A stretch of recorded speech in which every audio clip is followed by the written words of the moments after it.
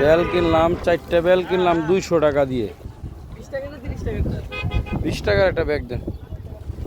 আসলাম হলো দিয়াবাড়িতে। দিয়াবাড়িতে একটা ছোট একটা বাজার বসে, এই বাজারে কিছু সবজি কিনতে আসলাম। দেশি গাছের সবজি, ভালো সবজি পাওয়া যায়, দেখি নিয়ে যাওয়া কি যায় কিনা কিছু। বাহ, অনেক বড় বড় কচু দেখা যাচ্ছে। পুরাপুরি ঢাকার ভিতরে গ্রামের মতো বাজার, একটা গ্রামের বাজার মোটামুটি। চিন্তা করতেছে ডাটা শাক নিব। এই বাবু, এই শাক কত করে এটা? হ্যাঁ হ্যাঁ, 60টা দেওয়া নাই না?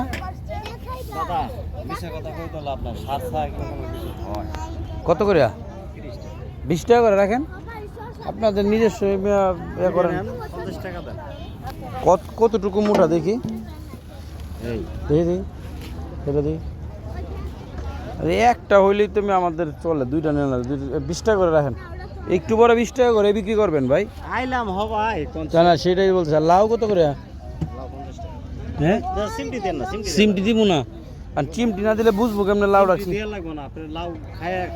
হ্যাঁ হ্যাঁ, লাউটা তো বুঝছি ভাই, কিন্তু লাউটা তো একটু তো টাচ করতে হইব ভাই। এই যে বাত্তি লাগে ভাই, কোন তো একটা আবাত্তি দেন, একটা আবাত্তি। লাউ কত করে? 50 টাকা। লাউ 50 টাকা?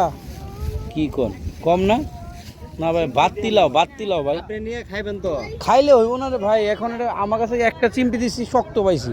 এখন একটা চামড়া, এখনকার দিনে চামড়া মোটাই থাকতো না রে ভাই। লাউ পুরান খেত না। আচ্ছা, ওইটাই দেন আপনি।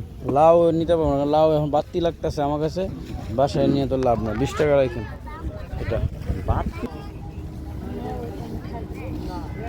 শসা কত করে? শসা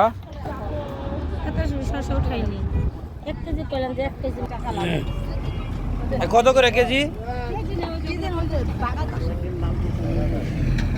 এটাকে বলে বক ফুল। এই দুটো কত? দেশি লাউ নিলাম 30 টাকা করে এক পিস। লাউ শাক 20 টাকা করে দেন কাকা। 20 টাকা করে দেন না, 20 টাকা করে দেন। বাজারে কি করে দেন? এক আটি দেন, পলিথিনের মধ্যে ঢুকায় দেন। হ্যাঁ, গোলা ভালোই আছে মোটামুটি, খারাপ না। ঠিক আছে, আসলে কিছুক্ষণ হয়েছে উঠায় আনছে তো, টাটকা শাক। আসলে টাটকা সবজিটা খেতে একটু অন্যরকম টেস্ট, সেজন্য নিয়ে নিলাম সব। বেসিক্যালি আজকে টার্গেট করে আসছি যে এইখান থেকে বাজার করব, কিছু সবজি কিনবো। এই যে দেখেন, বা লাউ, কি সুন্দর লাউয়ের পাতা সহ লাউ নিয়ে আসছে, গাছ থেকে কেটে লাউ নিয়ে আসছে। ঢাকার ভিতরে আসলে এরকম একটা বাজার এখনো আছে, খুব চমৎকার। যে লাউয়ের পাতা হয়ে গেছে, তবুও এগুলো কি দেশি মুরগি নাকি?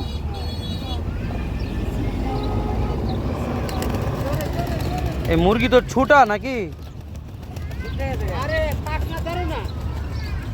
ছুটে গেছে, চলে যাবো না?